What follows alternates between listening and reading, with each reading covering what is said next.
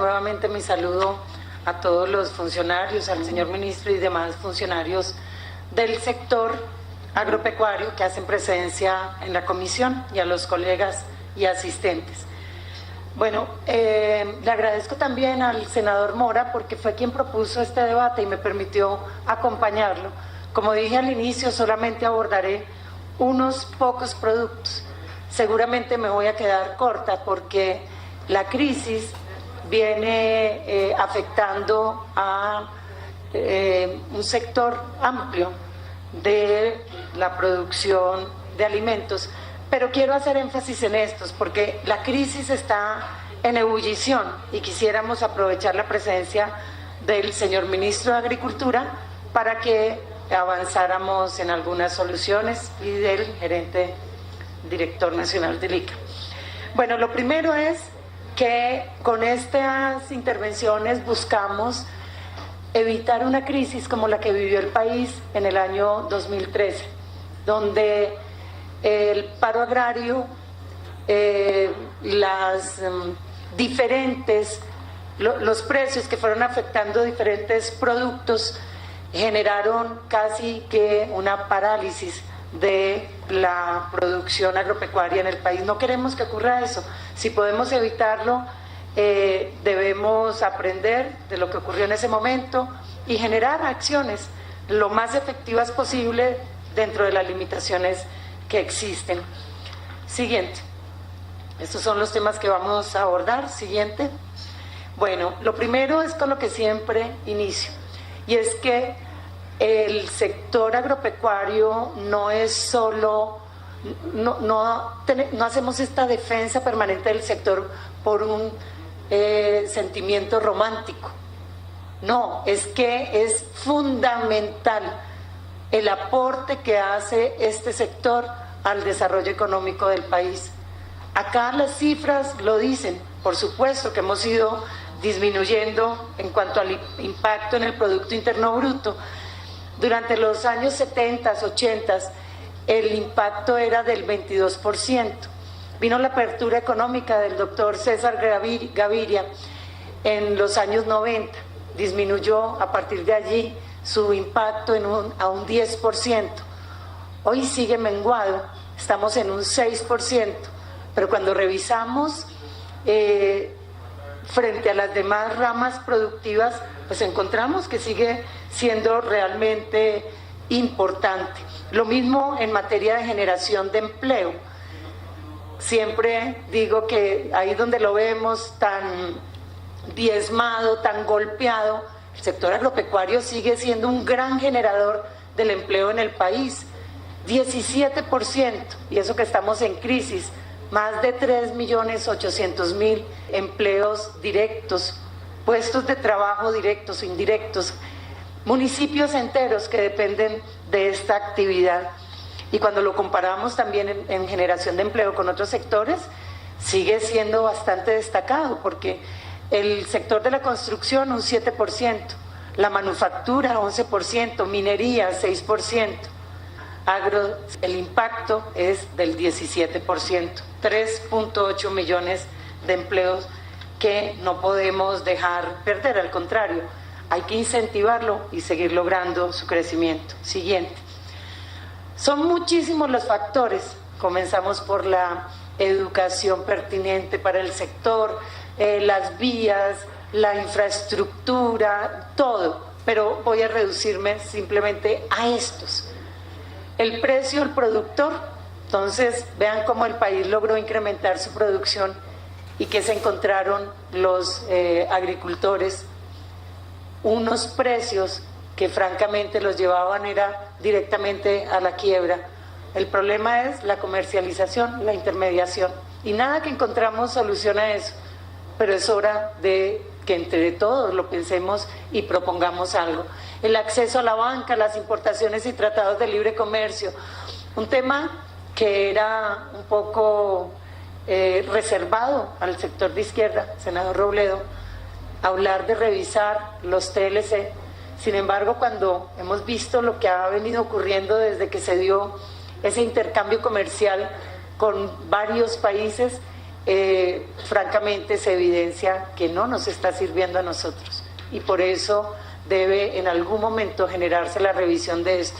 El ministro de Agricultura ha sido claro al decir que en 10 meses de gestión no lo va a hacer, no lo va a poder hacer, pero nosotros tenemos que generar como toda la discusión para que empecemos a pensar seriamente en hacerlo.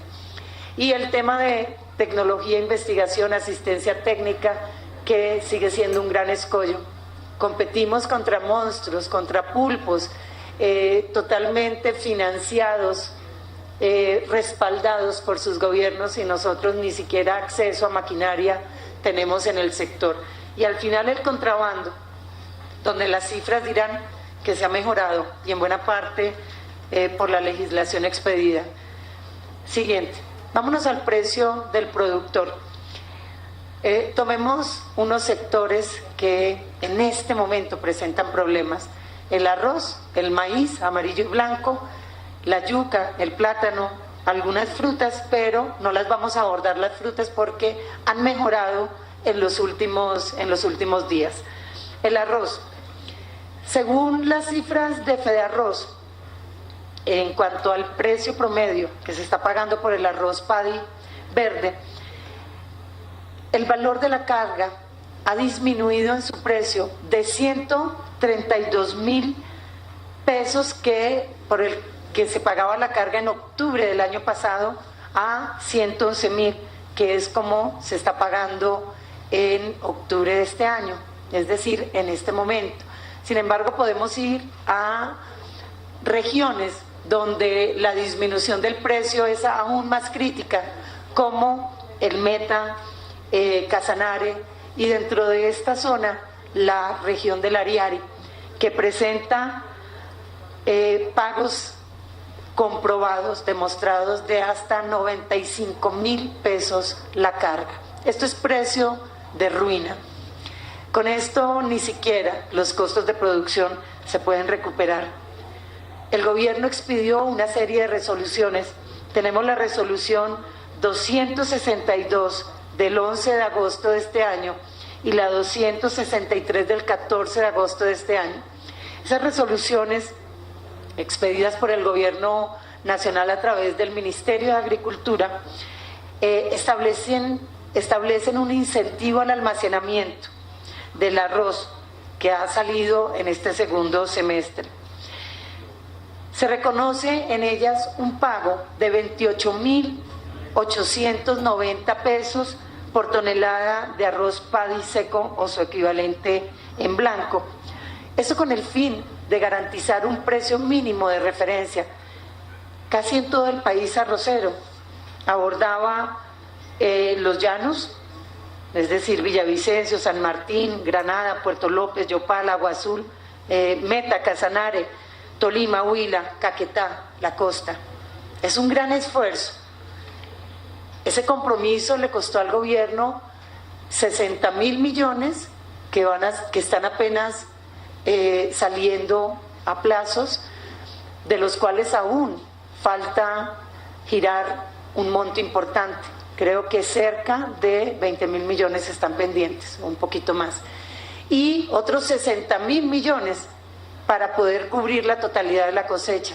Allí ya hay un acuerdo para que esos 60.000 vayan en el presupuesto de 2018. Hemos estado pendientes porque estos son compromisos en los que hemos sido garantes en el Congreso de la República y que estamos atentos a su cumplimiento.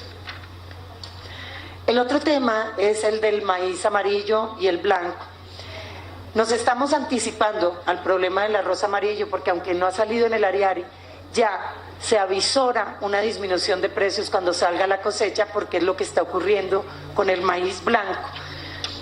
Ya disminuyó de 900 pesos por kilo a 700, es decir, menos 22%, lo cual se explica porque ha salido la cosecha de Tolima, pero yo lo que le quiero decir al gobierno nacional a través del ministro es que sabemos qué es lo que va a ocurrir, porque año tras año ocurre.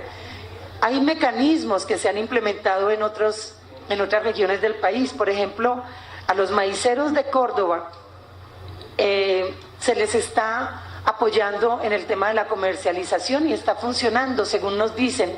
Pues queremos experimentar esa fórmula para todo el país maicero, porque ya que hemos vuelto a tener una producción importante, que la habíamos perdido casi toda, es importante también generarles los incentivos. Traigo acá yuca y plátano porque en el tema del Ariari esto ha sido también trágico. Yo he ido al Ariari, hemos tenido reuniones con el sector oficial agropecuario, con todas las instancias, y allá hemos visto lágrimas de hombres que trabajan esa tierra con tanto amor, además una tierra privilegiada, de una riqueza impresionante, pero los precios han bajado para estos productos en cerca del 60%, y no es justo, porque cuando venimos a Corabastos o venimos a las grandes superficies encontramos unos precios astronómicos. El otro problema que tenemos es el acceso a la banca. Siguiente. ¿Cómo es posible que pensemos en un desarrollo agropecuario cuando cerca del 84% de los productores ni siquiera se acercan a una entidad bancaria? ¿Para qué? Si no cumplen con ninguna de las condiciones, no pueden presentar garantías adecuadas para respaldarlos en empréstitos. Las calificaciones de las centrales de riesgo los afectan también por deudas anteriores. Los montos que ofrecen las entidades no son suficientes. Mientras no mejoremos esto, yo sé que se está haciendo también un plan por parte del Banco Agrario y de Finagro, pero queremos ver esto en los momentos oportunos y con una política integral, que no sean simplemente anuncios sueltos. Siguiente, las deudas, porque las deudas, acá hablamos de deudas financieras y no financieras, es que los pasivos de los productores no solo es con la banca, tenemos agrocomercios que se han convertido en los bancos más importantes para los agricultores.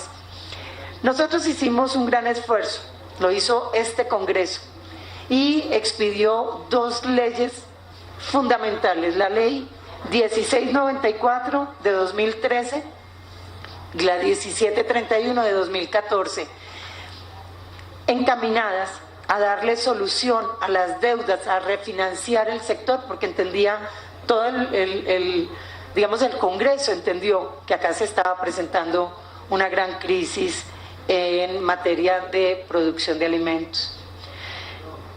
Se logró superar en buena parte la crisis para unos sectores, pero al momento de la reglamentación se excluyó otros. Y de esta manera, según información que nos ha dado Finagro, estas dos normas han permitido beneficiar a 56,000 productores con un valor de cartera de 209,000 millones de pesos. Supremamente importante. Y allí que se privilegió lo que dio origen al paro agrario en el 2013, que era el tema de las caídas sostenidas y severas en los ingresos de los productores. Sin embargo, se nos quedó por fuera, como mencionaba ahora, sectores que son fundamentales, como el arrocero. La reglamentación limitó el acceso a este instrumento de los pequeños y medianos arroceros, porque en el arroz pues no se puede hablar de montos de deuda de 20 millones, como quedó finalmente reglamentada el acceso al PRAN o al FONSA, porque en el arroz las extensiones son muchísimo más amplias, es la esencia de este cultivo. Entonces no cumplían las condiciones, y un sector que fue el gran afectado y que fue uno de los que dio origen al paro agrario, finalmente está quedando excluido. Por eso yo insisto en que debemos encontrar la fórmula para que este FONSA cobije al sector arrocero que está por fuera. Las deudas financieras y no financieras en los llanos. Siguiente. Ahí ya acabo de mencionarlo, que de los 56,000 beneficiarios del PRAN y el FONSA, apenas 1.400 son de la zona llanos, es decir, un 2.51%. Y estamos hablando de una región que es gran productora de alimentos. Entonces, ¿cuál fue la razón? Ya les mencioné que las deudas de este sector superan ampliamente los 20 millones, pero además que este instrumento vio con un poco de sospecha las deudas, los pasivos no financieros, es decir, con agrocomercio, y por eso no ha sido muy abierto a respaldarlos en esa situación. Por eso lo que yo propongo con este tema del FONSA es que son tres sugerencias. La primera, que se habiliten mecanismos para que los intermediarios financieros ofrezcan la cartera en mora a el FONSA, porque hoy que tenemos unos recursos, tenemos el ánimo, la voluntad del gobierno de ayudar, pero los intermediarios no se someten a esta compra de cartera, entonces tienen bloqueado totalmente el instrumento.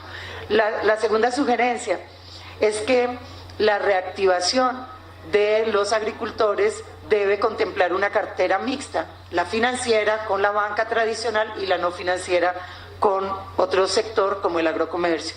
Y tercero, que en la compra de cartera con Finagro se debe priorizar aquellas deudas que ya están en proceso judicial vía ejecución de bienes, porque ahí sí, donde dejemos ejecutar a todos los agricultores, ahí sí no tenemos ni cómo recuperar la plata y cómo mantener activo el sector de producción de alimentos. Siguiente.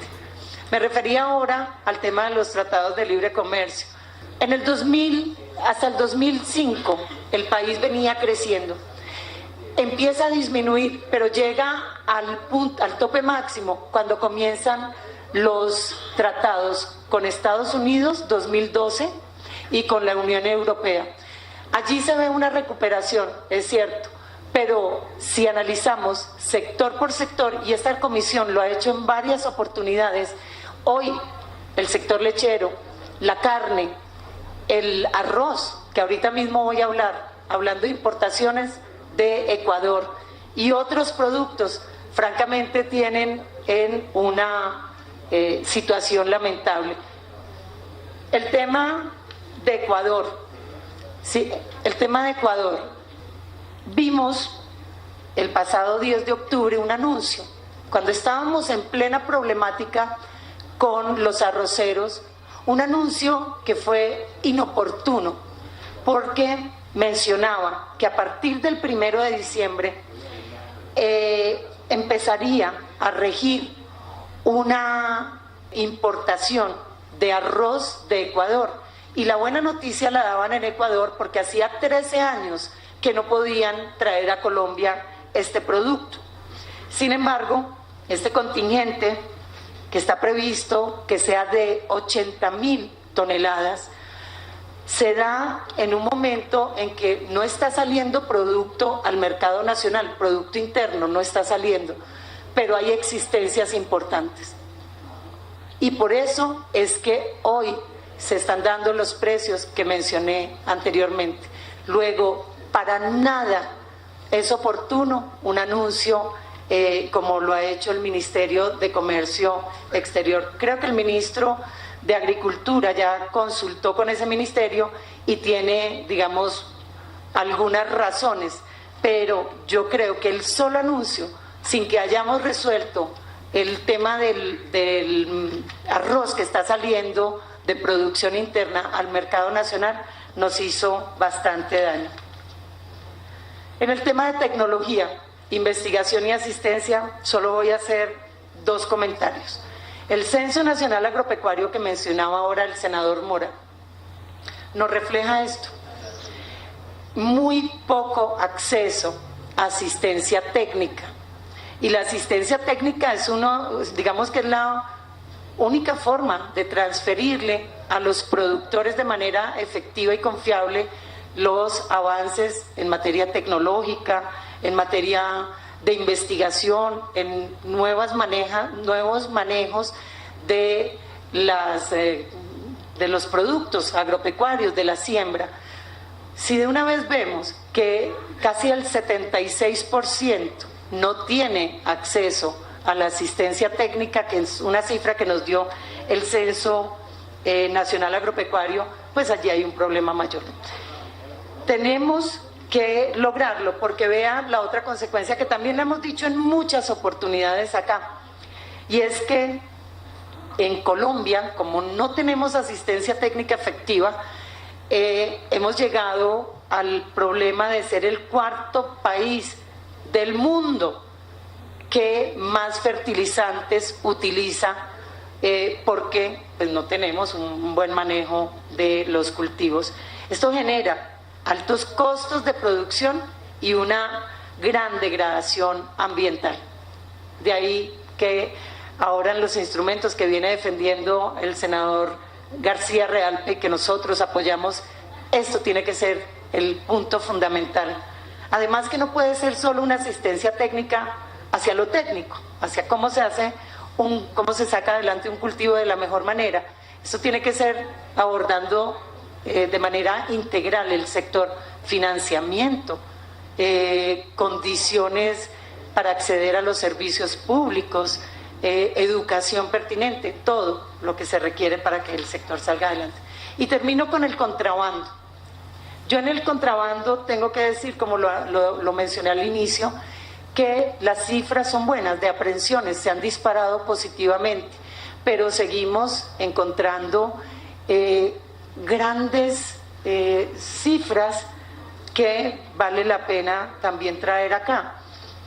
La Polfa nos ha enviado las cifras de los 3 renglones que mayor afectación registran en materia de contrabando: animales vivos, carne en canal y cereales. Y en los 3 se ha incrementado el número de aprehensiones, pero siguen siendo bastante alto el contrabando, y eso sí, pues obviamente también acá lo hemos analizado en muchas oportunidades. Es un negocio redondo, más ahora con los gravísimos problemas de frontera que tenemos.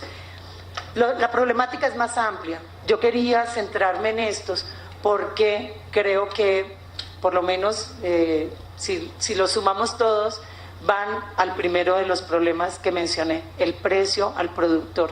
¿De qué vale incrementar área? ¿De qué vale cualquier aporte que haga el sector si cada día vemos más empobrecidos a los productores agropecuarios? Muchas gracias, presidenta.